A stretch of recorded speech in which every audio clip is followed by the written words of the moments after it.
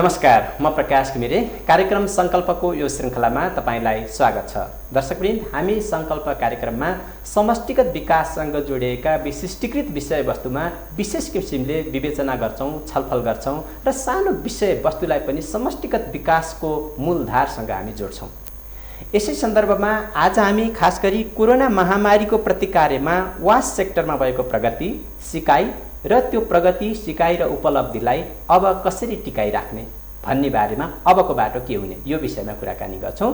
यो विषयमा कुराकानी गर्नका लागि आज हामीसँग स्टुडियोमा दुईजना अतिथि हुनुहुन्छ। उहाँहरू हुनुहुन्छ तृप्ति राई, उहाँ चाहिँ वाटर एड नेपालका राष्ट्रिय निर्देशक हुनुहुन्छ, यहाँलाई स्वागत छ। त्यसै गरी अर्का अतिथि हुनुहुन्छ प्रभात श्रेष्ठ, उहाँ सिनियर डिभिजनल इन्जिनियर खानेपानी तथा ढल व्यवस्थापन विभाग, यहाँलाई पनि स्वागत छ कार्यक्रममा। म पहिला प्रभात सरबाटै सुरु गरौँ। खानेपानी मन्त्रालय अन्तर्गत वासमा कोरोना महामारीलाई लक्षित गरेर के गतिविधि गर्नुभयो तपाईँहरूले, त्यसैमा फोकस रहेर? कोभिडको लाई नै मध्यनजर गरेर चाहिँ हाम्रो खानेपानी विभागले चाहिँ फोकल पर्सनको रूपमा मलाई नै तोकेको थियो। भनेपछि कोभिडकै लागि भनेर फोकल पर्सन तोक्नु भयो? को लागि विपद व्यवस्थापनको लागि क्लस्टर छुट्याइन्छ। हामी खानेपानीको तिर यो वाटर एन्ड सेनिटेसनको क्लस्टरको फोकल पर्सनको रूपमा चाहिँ विभागबाट चाहिँ नोमिनेसन म भएको थिएँ। पहिलाको विपदहरूमा पनि यसरी फोकल पर्सन तोकिन्थ्यो विभागमा? पहिला पनि तोकिन्थ्यो। पहिलो कुरा फोकल पर्सन तोक्नुभयो तपाईँले एउटा इन्स्टिट्युसनल इनिसिएटिभ। यो कोभिडको उसमा पूर्व तयारीहरू पनि प्रिपेयरनेस प्लानहरू हामीले क्लस्टरको मिटिङबाट हामीले पूर्व तयारीका योजनाहरू बनायौँ हैन। अनि त्यो अनुसारका कामहरू कसले कहाँ चाहिँ आफ्नो योजना छन्, कसैले कहाँ गएर रेस्पोन्स गर्नु सक्छन्, त्यो एरियामा चाहिँ सबै क्लस्टरका मेम्बरहरूलाई उहाँहरूलाई लिएर चाहिँ उहाँहरूले त्यहाँ चाहिँ एक्टिभली काम गर्नुभयो। पिओसिसी भन्छ हैन, एमओसिसी म्युनिसिपालिटी लेभलमा एमओसिसी भन्छ।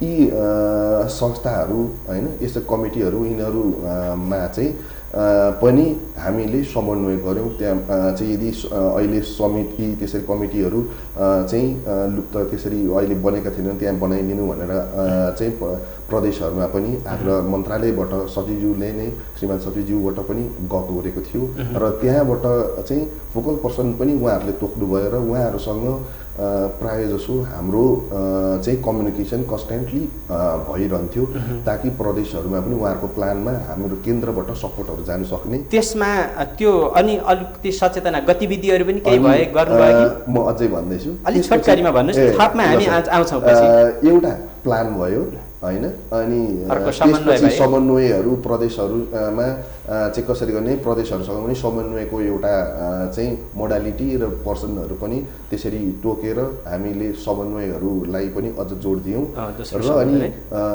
त्यसपछि त्यो प्लान अनुसार चाहिँ कार्यान्वयनहरूमा पनि चाहिँ कसरी गरिरहेको गरेको छ त्यसको चाहिँ उहाँहरूलाई रिपोर्टिङहरू गर्ने र विकली मिटिङ गर्थ्यौँ हामीले।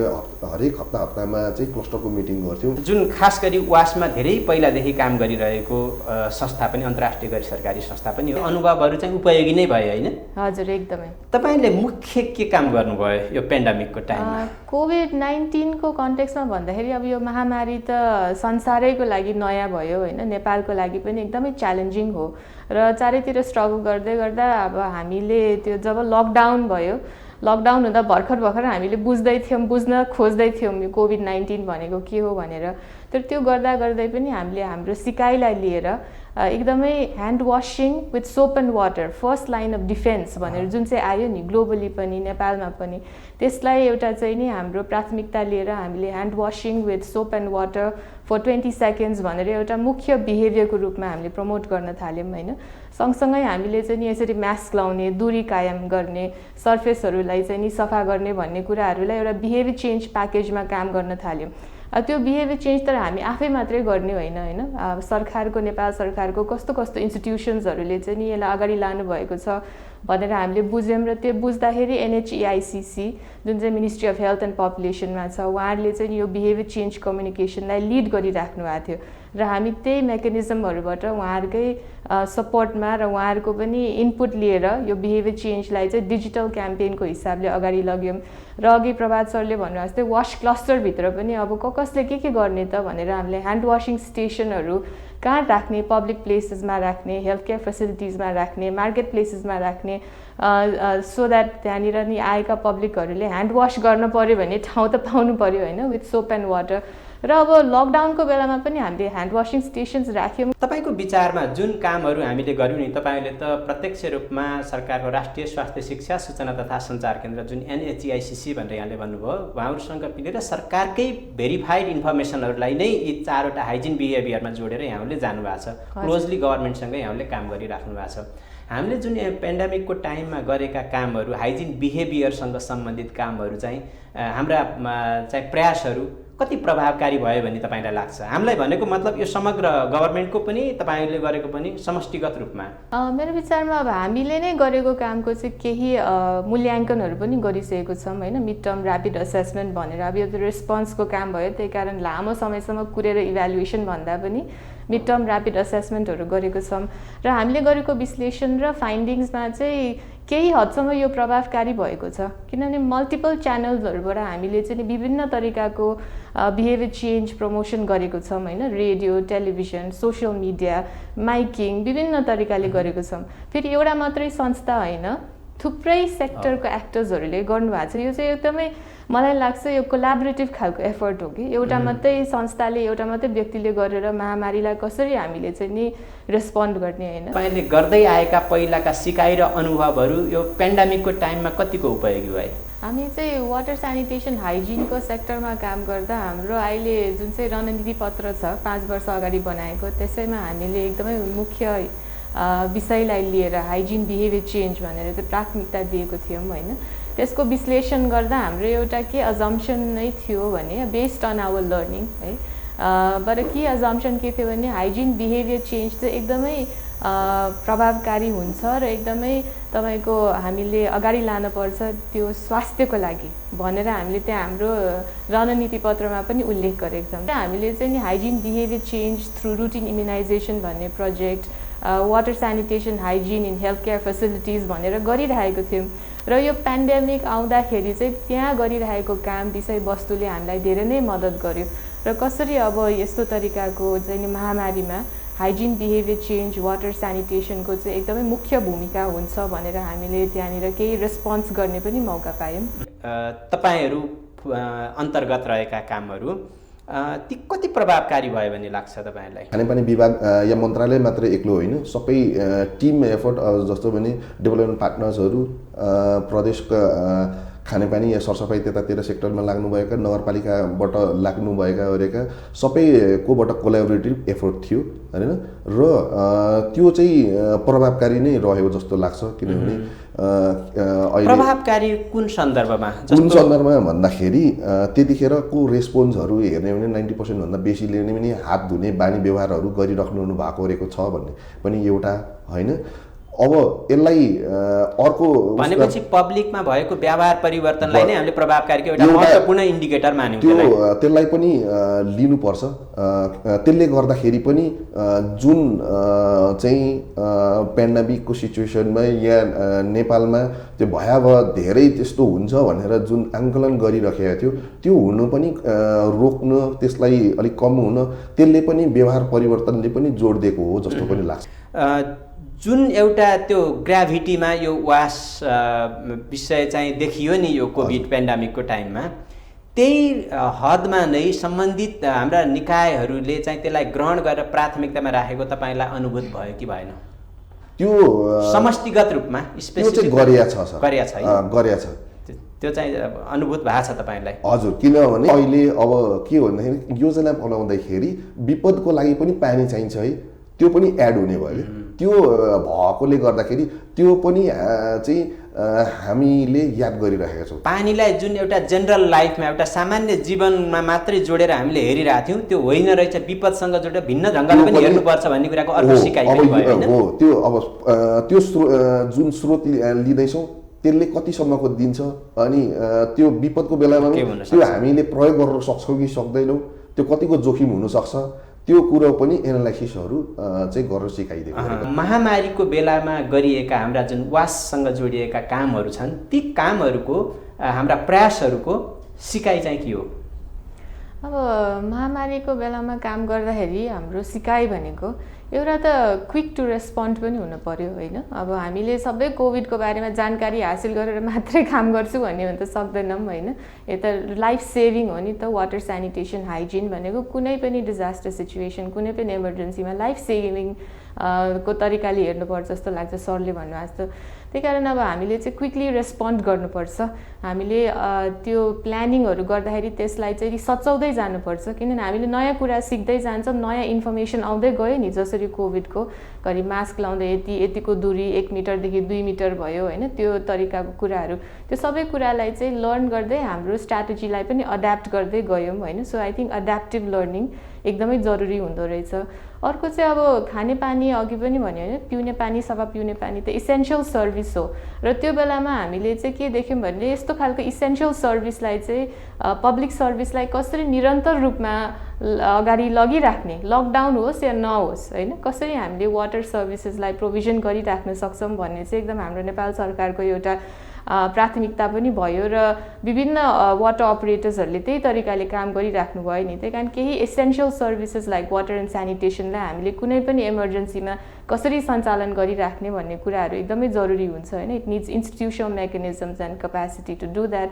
अनि सँगसँगै अब हामीले के पनि सिक्यौँ भने हामीले चाहिँ नयाँ तरिकाको इनोभेटिभ मेथडहरूबाट पनि काम गर्न सक्छौँ, जति नै च्यालेन्जिङ भए पनि। भन्दाखेरि हाम्रो वाटर एड नेपालका काम गर्नुहुने साथी सहयोगी साथीहरूले चाहिँ लकडाउनकै बेलामा कन्ट्याक्टलेस ह्यान्ड वासिङ स्टेसनहरू कसरी बनाउने भन्ने पनि उहाँहरू आफै छलफल गरेर इनोभेसन पनि गर्नुभयो। च्यालेन्जेस चाहिँ के रह्यो, चुनौतीहरू? च्यालेन्जेसमा त अभियसली यो पेन्डेमिकले त सबैलाई नै च्यालेन्ज बनाएको छ होइन। पहिलो च्यालेन्ज त अब हामी जब यो मान्छेसँग भेटघाटै नगर्नु हुने होइन, अब कुरा गर्न पनि कति टाढा बस्ने, यो एकदमै रिस्की भएको हुनाले कम्युनिकेसनको हिसाबले पनि रिस्क प्रिभेन्सनको लागि गर्नुपर्ने कुराहरू भएर यो कन्ट्याक्टै नहुँदाखेरि आफ्नो आफ्नो घरमा बसेर केही समयसम्म चाहिँ नि लकडाउन हुँदा एकदमै कसरी हामी अब काम गर्ने होला त, कसरी मोबिलाइज हुने भन्ने एउटा च्यालेन्ज थियो। तर अघि मैले भने जस्तै बस्दा बस्दै पनि इनोभेटिभ तरिकाले हामीले भर्चुअली केही तरिकाको इन्स्टिट्युसन्सहरूसँग कोलाबोरेसन गरेर काम गर्नु सक्दै रहेछौँ।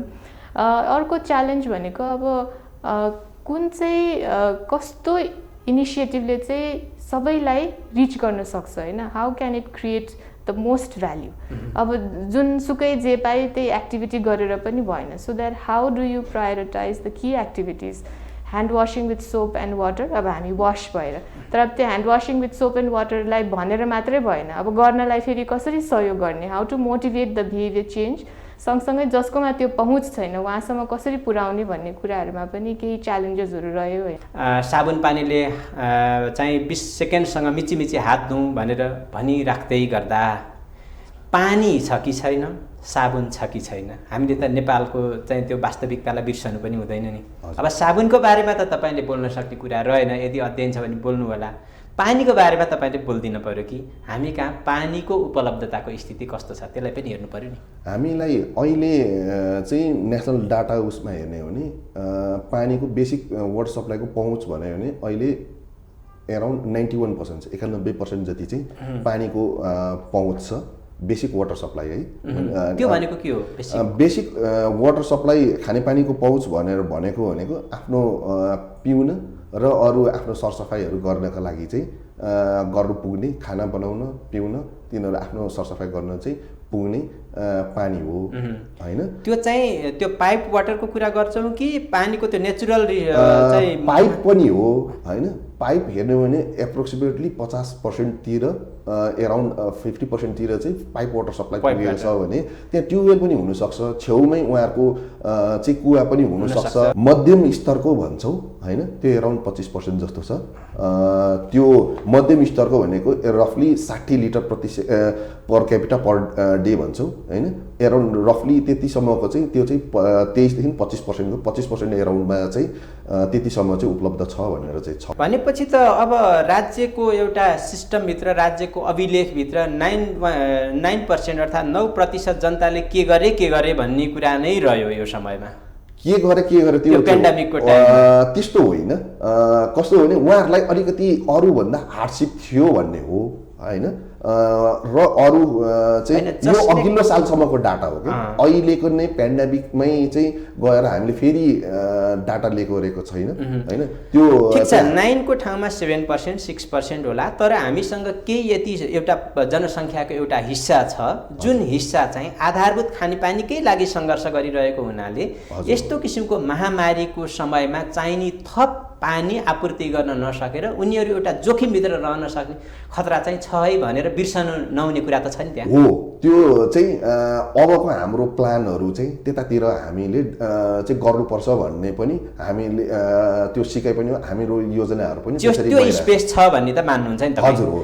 तपाईहरूले काम गर्दाखेरि यस्तो पपुलेसन कहीँ पाउनुभयो? 3-4वटा जिल्लामा जुन काम गरेका छौँ, सिराहा, दोलखा, काभ्रे, बर्दिया लगायतका ठाउँहरूमा तपाईँले काम गर्नुभयो, त्यस्तो पपुलेसन थियो कि थिएन? थियो भने तपाईँहरूले कसरी त्यो पपुलेसनलाई चाहिँ सम्बोधन गर्नुभयो?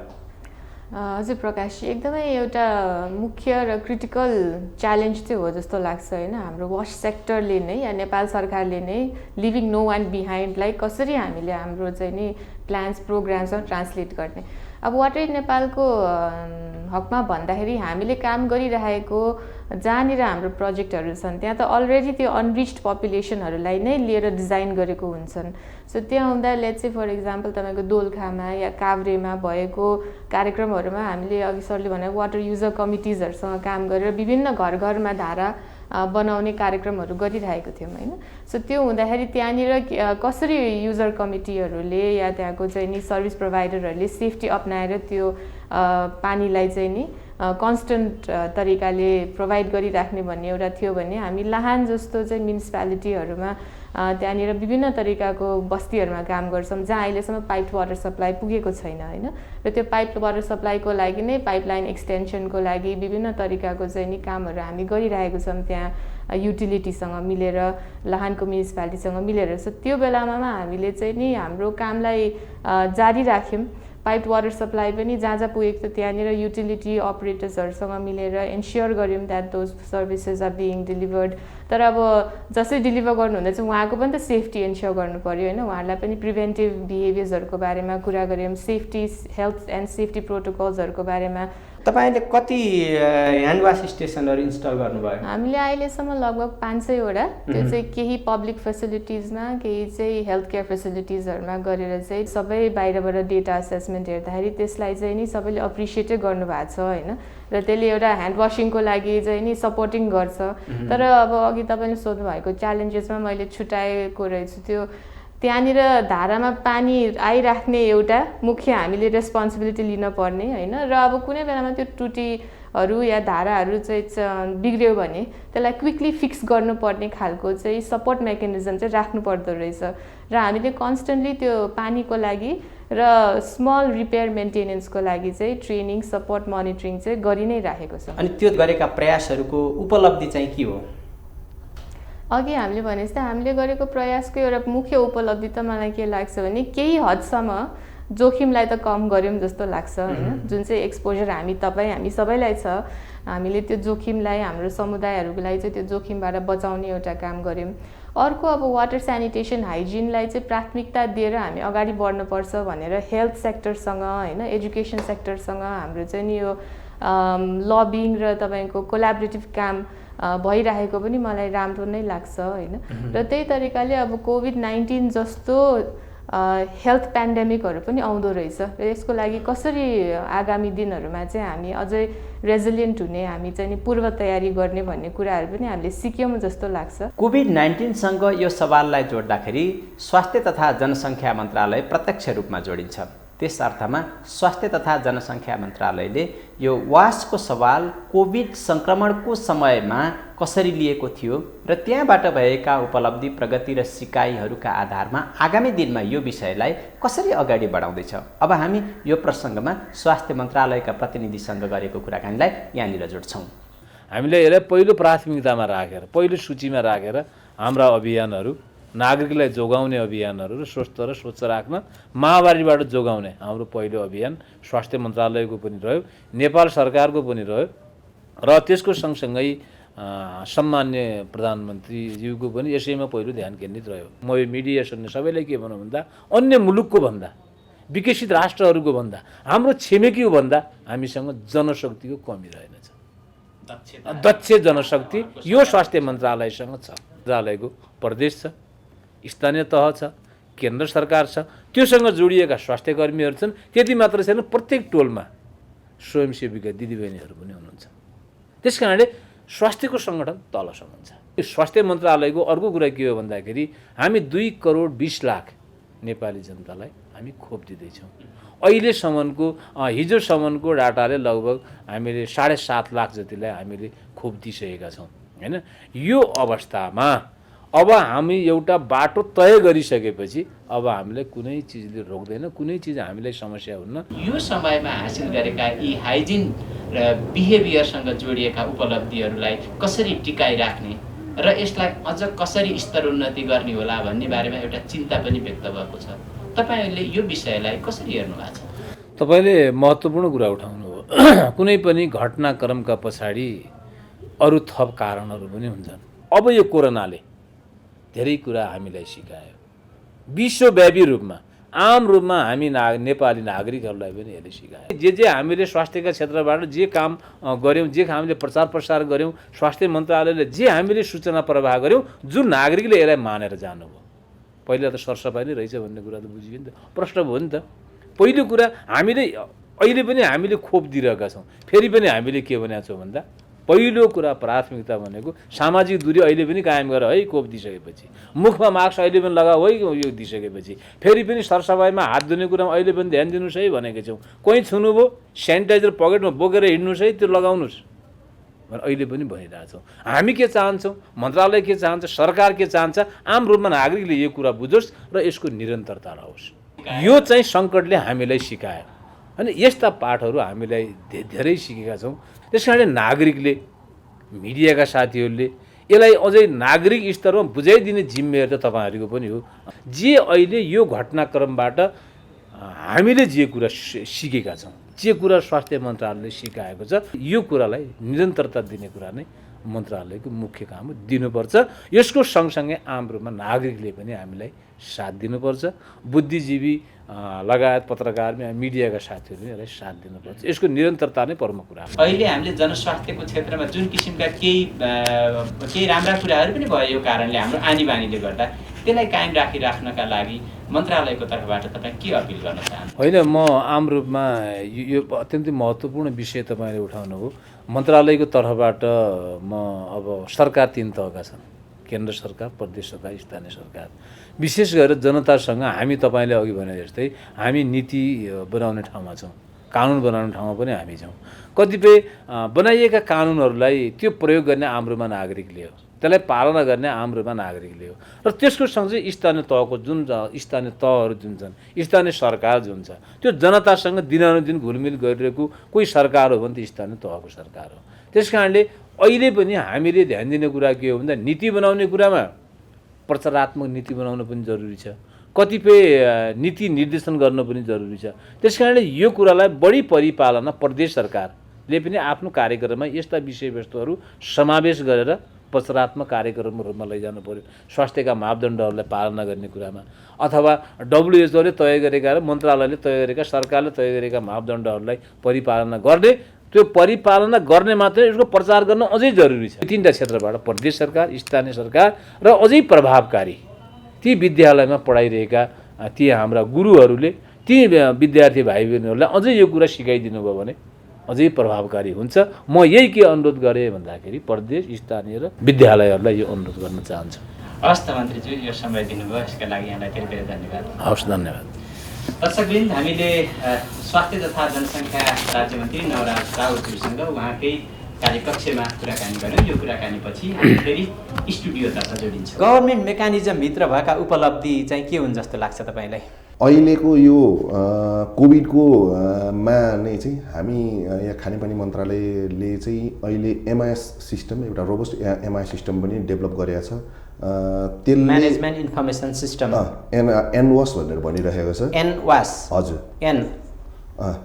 NWAS भनेर उयो गरिरहेको छौँ। त्यो चाहिँ कस्तो एउटा टुल हो भन्दाखेरि एउटा प्लानिङ प्लस मोनिटरिङ को चाहिँ एउटा एकदमै राम्रो एउटा चाहिँ सफ्टवेयर अहिले चाहिँ धेरै जनाको संयुक्त एफर्टबाट त्यो एउटा डेभलप गरेका छौँ। अहिले पेन्डेमिक पिरियडमै गर्नुभयो। पेन्डेमिक पिरियडमै भर्खरै हामीले अहिले सबैलाई त्यसमा डाटा इन्ट्रीहरू गर्दिन र पहिल्यै यदि वास प्लान भएको छ भने पनि त्यसमा डाटा इन्ट्री गर्दिन र नयाँ यदि कसैले बनाएकै छैन भने पनि त्यो वास प्लानहरू त्यसले के गर्ने भयो भनेको त्यो स्थानीय सरकारले कि प्रदेश सरकारले? स्थानीय सरकारले, सबै स्थानीय सरकार सबैले नगर व्यापी वास प्लान बनाउनु पर्यो। खानेपानी, सरसफाइ र स्वच्छता सम्बन्धी त्यहाँ डाटा इन्ट्री गर्नु पर्यो। त्यहाँ घर घरमा पानी कति पुगेको छ, कति वर्षको प्लान बनाउने, त्यो उहाँहरूले short term, mid term, long term गरेर उहाँहरूले त्यसरी प्लान गर्नु सक्छ। कस्तो हो भने खानेपानी पुगेन, सरसफाइको पनि कुरो भयो र पहिलोचोटि अब चाहिँ हाइजिनका कुराहरू पनि चाहिन्छ है भनेर त्यहाँ हाइजिनको पनि उहाँले कम्पोनेन्टहरू चाहिँ प्लानमै इन्कर्पोरेट गर्नु सक्छ। के छन् हाइजिनमा? अब जस्तो नि हाइजिनमा सेनिटाइजरहरू या भन्नु साबुन छ कि छैन, अरू जस्तो भने विद्यालयहरूमा महिलाहरूले युज गर्नुपर्ने महिनावारीको उसमा युज गर्ने सेनिटरी प्याडहरू, त्यस्ता कुराहरू तिनीहरू पनि इस्टिमेटमा यति चाहिन्छ भनेर गाइडहरू यसरी गरिएको छ। त्यो उहाँहरूले इन्ट्री गर्न सक्नुहुन्छ। कतिजनालाई पानी पुग्यो, कतिलाई पुगेन र त्यो पानीको स्तर पनि कतिसम्मको थियो होइन। र अनि त्यसपछि सरसफाइमा के गर्नुपर्छ, सरसफाइकोमा ढल आयोजना चाहिने कि या अरू त एफिकल्स लज म्यानेजमेन्टको कुराहरू गर्ने कि होइन। अनि त्यसपछि हाइजिनकोमा पनि अब इन्युमिनेटर चाहिएला, हाइजिनको बिहेभियर यसरी गर्ने, साबुन पानीले राम्ररी हात धुने, त्यो पनि देखि लिएर त्यसरी इस्टिमेटहरू गर्न चाहिँ एउटा योजनामै चाहिँ उहाँहरूलाई चाहिँ खाका बनाउन ओर्न त्यसले एउटा सिस्टम जेनेरेटेड सफ्टवेयर पनि सफ्टवेयरबाटै सिस्टम जेनेरेटेड रिपोर्ट दिन्छ। त्योबाट त्यसले गर्दाखेरि डेली रिपोर्ट आउँछ। त्यो डेली नै हामीले थाहा पाउनु पाउँछ। डेली नै थाहा त्यो डाइनामिक हो। पब्लिकले पनि हेर्न पाउँछ, सबैले हेर्न सकिन्छ, सबैले हेर्न सक्नुहुन्छ। कतिवटा स्थानीय त अहिले त्यो सिस्टमभित्र जोडिएका छन्? एराउन्ड 200 समथिङ छ। अहिले पपुलेसन वाइज भन्यो भने एप्रोक्सिमेटली 5% जतिको पपुलेसनको चाहिँ इन्ट्री त्यसमा डाटा भएको छ। वासको चाहिँ अवस्था कस्तो छ, कति पपुलेसनसम्म पुगेको छ भनेर अब घरधुरीसम्म या व्यक्तिसम्म पुग्न सकिन्छ अब? हजुर, त्यो सिस्टमबाट त्यो हेर्न सकिने भयो। हजुर, त्यसबाट त्यो अहिले रिसेन्टली त्यो एउटा चाहिँ यो भयो भने अब जस्तो भने पहिला हाम्रो प्लानहरूमा हाइजिनहरू पर्सनल को आइटम भनेर त्यो चाहिँ व्यक्तिगत खर्चमै घर आएपछि आफैले घर मूल्यहरू घरका मान्छे व्यक्तिगत रूपमा त्यो लिइरहेको थियो भने अब त्यो प्लानमै हाइजिनको मेटेरियल कति चाहिन्छ भनेर त्यो स्कुल विद्यालयहरू थियो भने विद्यालयहरूले पनि त्यो सोचिरहेको थियो। तर त्यो विद्यालयलाई कति चाहिनु सक्छ भनेर एउटा इस्टिमेट आउने भयो होइन। त्यसले चाहिँ प्राइभेट सेक्टरलाई पनि यहाँ यतिसम्मको डिमान्ड हुँदो रहेछ भनेर जानकारी पनि दिने भयो र प्लानरहरूलाई पनि यतिसम्मको त्यहाँ चाहिन्छ है र अनि हामीले चाहिँ त्यो कहाँबाट ल्याउनु पर्ने रहेछ भनेर त्यो बाटो चाहिँ देखाइदिन्छ। यो सिस्टमको बारेमा तपाईँलाई जानकारी छ? हजुर हजुर, एकदम मलाई लाग्छ एनवास चाहिँ एउटा अलिक प्रोग्रेसिभ हाम्रो डेटाबेस म्यानेजमेन्ट सिस्टम आएको छ, जुन चाहिँ हाम्रो department of water supply and सुरेजबाट लिड भइरहेछ होइन। खानेपानी मन्त्रालय पनि हामीलाई धेरै त्यसको बारेमा एजुकेट पनि गर्नुभयो पहिल्यैदेखिको। र अब जति पनि हामी वासमा काम गरिरहेको सङ्घ संस्थाहरू छौँ, हामीले वास प्लान त पहिल्यैदेखिको गरिरहेको छौँ होइन। सरकारकै गाइडलाइन पनि छ, तर त्यो गाइडलाइनलाई हेरेर आफूले सिकेर होइन कन्टेक्स्ट स्पेसिफिक पनि बनाउनुपर्छ। र हामीले गरेको काममा यो तपाईँको 3-4वटा रुरल म्युनिसिपालिटिजमा चाहिँ वास प्लानिङको प्रोसेसहरू हामीले सहयोग गऱ्यौँ र सकायौँ। र यो एनवासको डेटाबेसलाई चलाउँदा चाहिँ उहाँहरूलाई पनि धेरै राम्रो तरिकाको डेटा आउने जस्तो लाग्यो मलाई होइन। सरले भन्नु जस्तै घरधुरीसम्मै इन्फर्मेसन हुने, फेरि मलाई आफैलाई धेरै त्यो राम्रो लागेको चाहिँ एभ्री सिस्टमको बारेमा त्यहाँ इन्फर्मेसन छ नि त होइन। लाइक चाहिँ वाटर सप्लाई सिस्टमको चाहिँ कहिले बनाएको, कहाँ छ, कस्तो छ, अनि उसको फङ्सनालिटी स्टेटस पनि थाहा हुने भयो, युजर कमिटी रेजिस्टर्ड छ कि छैन पनि थाहा हुने भयो। र त्यो हुँदा त हामीले प्लानिङको लागि राम्ररी प्रयोग गऱ्यौँ भने लोकल गभर्मेन्टलाई कसरी वासमा प्लान गर्ने, कति इन्भेस्टमेन्ट चाहिन्छ, हाम्रो अनरिच्ड पपुलेसन कहाँ हुनुहुन्छ भन्ने कुराहरू सबै थाहा हुने भयो। प्राप्त गरेको उपलब्धिलाई कसरी बचाइराख्ने र त्यसमा टेकेर थप उपलब्धिहरूलाई चाहिँ क्रमिक रूपमा हासिल गर्दै कसरी जाने, कसरी, मलाई लाग्छ कतिको इम्पोर्टेन्ट विषय हो यो चाहिँ। एकदमै इम्पोर्टेन्ट हो। तपाईँ हामी सबैको जीवनसँग जोडेको पानी होइन, पिउने पानी, सरसफाइ, स्वच्छता भन्ने विषय चाहिँ एकदमै पर्सनल पनि भयो नि। र त्यसलाई त्यो पर्सनल मोटिभेसनलाई कसरी बचाइराख्ने होइन, जुन चाहिँ बिहेभियर चेन्ज प्रमोसन गरेको छौँ त्यो त इन्डिभिजुअल एउटा व्यक्तिकोबाट पनि आफ्नो चाहनाबाट त्यसलाई चाहिँ नि प्र्याक्टिस गरिराख्नु पऱ्यो, बिहेभियर आफ्नो बनाउनु पऱ्यो। सो त्यो बिहेभियर चेन्ज कम्युनिकेसन कन्टिन्युसली कसरी गर्ने, कसरी मोटिभेट गरिराख्ने होइन, विभिन्न हामीले अघि भन्यौँ नि मल्टिपल च्यानल्सहरूबाट कसरी रिच गरिराख्ने। खोप लगायौँ भनेर बन्द गर्नु भएन होइन। So we have to continuously invest in that. अब सँगसँगै हामीले अघि भन्नुभयो नि वाटर स्यानिटेसन हाइजिन भनेको त क्रिटिकल सर्भिसेसहरू हुन्। यो सर्भिसहरूलाई निरन्तर रूपमा अझ सबै पपुलेसनमा कसरी पुर्याउने, तपाईँको धारामा पानी चाहिँ नि सफा पिउने पानी हुनु पऱ्यो होइन, आफ्नो चाहिँ नि विभिन्न तरिकाको हाइजिन निडको लागि त्यो प्रयोग गर्न सक्नुपर्ने पानी हुनु पऱ्यो, टोयलेटको व्यवस्था राम्रो हुनु पऱ्यो। अहिले त सेफली म्यानेज स्यानिटेसनको कुरा गर्छौँ होइन, टोयलेट राम्रो हुनु पऱ्यो, सुरक्षित हुनु पऱ्यो, फिकल स्लज म्यानेजमेन्टको कुराहरू छन्। महिलाहरूको लागि त्यही जेन्डर फ्रेन्डली हुनु पऱ्यो, मेन्स्ट्रुअल हाइजिन एन्ड हेल्थ म्यानेजमेन्टको कुराहरू। सो थुप्रो गर्नुपर्ने कुराहरू छ होइन। So how do we make sure it continues to be a priority in our government plans. अनि सँगसँगै त्यो प्लान मात्रै नभएर त्यसलाई इन्भेस्टमेन्ट पनि कसरी ल्याउने त होइन। त्यसैमा अब विभिन्न तरिकाको सेक्टर एक्टर्सहरूको, प्राइभेट सेक्टरको, डेभलपमेन्ट एक्टर्सहरूको, डोनर्सहरूको, अरू सिभिल सोसाइटीको पनि रोल हुन्छ होला होइन। नयाँ तरिकाले सोच्नुपर्छ भन्ने एउटा सन्देश पनि दिएको छ होइन कोभिडले, कोभिड-19 को महामारीले। विपदले अहिलेको झन् यसले चाहिँ विपदलाई पनि मध्यनजर गरेर हाम्रो एउटा त योजनाहरूको जुन हामी डिजाइनहरू गर्छौँ बनाउँछौँ, योजना परिकल्पना गर्छौँ, खालि हाम्रो खानेपानी र हाम्रो सरसफाइ व्यक्तिगत सरसफाइ मात्रै नभएर अरू त्यसपछि व्यक्तिगत सरसफाइ, यो विपदको बेलामा पनि सरसफाइ, विपदको बेलामा पनि अब यो त्यसको पानीको चाहिँ कसरी मान्छेले चाहिँ उपलब्ध हुनसक्छ त्यो बारेमा पनि पहिल्यै नै सोच्नुपर्ने रहेछ भन्ने चाहिँ त्यो ठुलो अबका योजनामा त्यो पनि सोध्छौँ होला त हामी खानेपानीको प्लानिङ गर्दै पनि जाँदैछौँ। अब हामी अगाडि बढ्ने कसरी, अबको बाटो के हुनुपर्छ वास सेक्टरमा? वास सेक्टरमा मलाई लाग्छ कतिवटा कुरा त भइ नै राखेको छ होइन, त्यसलाई फेरि अन ट्र्याक आउनु पर्यो। अघि सरले भन्नुभयो एन वासको डेटाबेस जुन चाहिँ बनिरहेको छ, व्यापक रूपमा एक समयमा चाहिँ छलफल गरेर ओरिएन्टेसनहरू भइरहेको थियो। कोभिडले केही समयसम्म त्यसलाई धक्का दियो, अब फेरि त्यसलाई चाहिँ नि मोमेन्टम गेन गर्नु पर्यो होइन। सँगसँगै अब ओपन डेफिकेसन फ्री भएपछि कसरी स्यानिटेसनलाई अगाडि बढाउने होइन, टोटल स्यानिटेसन प्लान या तपाईँको चाहिँ नि सेफली म्यानेज स्यानिटेसनमा अगाडि कसरी जाने, एसडिजीको गोललाई लिएर भन्ने कुराहरूलाई हामीले चाहिँ नि प्राथमिकताको रूपमा अगाडि बढाउनुपर्छ, एक्सेलरेट गर्नुपर्छ। त्यो एक्सन्सहरूलाई चाहिँ नि क्विकली गर्न सक्ने वातावरण हुनु पर्यो होइन। हाम्रो डिसिसन मेकिङ प्रोसेसेसहरू चाहिँ नि इफेक्टिभ हुन पर्यो, त्यसलाई चाहिँ कन्सिस्टेन्ट लिडरसिप हुनुपर्छ संस्थाहरूबाट होइन, so that it can move forward.